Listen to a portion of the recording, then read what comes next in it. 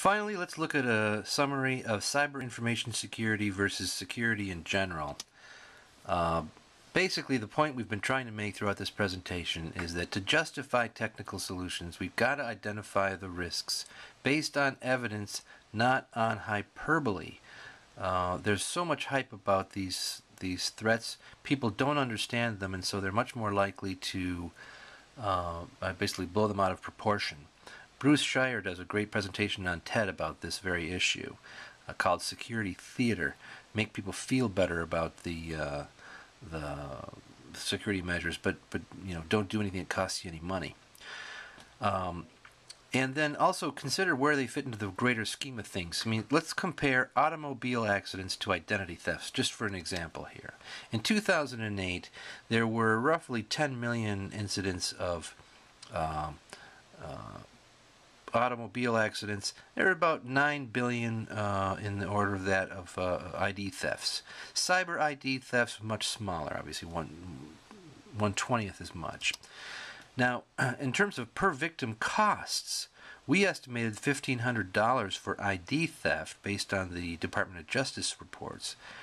The surveys that you find mostly come around $16,000 per auto accident on average. That's including all the healthcare costs and everything. So some of them are just fender benders, but some of them can be hundreds of thousands of dollars when all is said and done.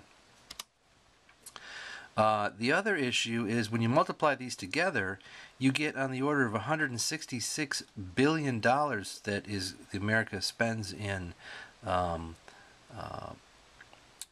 automobile expenses, and then you also have, well, in ID theft, it's a tiny fraction of that amount, and then cyber ID theft is even a tinier fraction. So, and the other thing is the deaths. The death toll for 2008 automobile accidents was $39,700. The death toll for ID theft was relatively small. We could not find a single case of somebody dying as a result of an identity theft. So, if you're not afraid to get into your car and drive down the road, maybe you shouldn't be afraid to buy a book from Amazon.com. The bottom line conclusion here is that free or very low cost safeguards are probably reasonable, and certainly are reasonable. Kevin Mitnick, the famous hacker who convicted of hacking, suggests longer passwords, which we're also seeing in our bank accounts. They're making us use longer passwords everywhere. But other than that, it may well be that many of these threats simply aren't worth taking a lot of time and money to mitigate, since the potential benefit from those mitigations is not that big.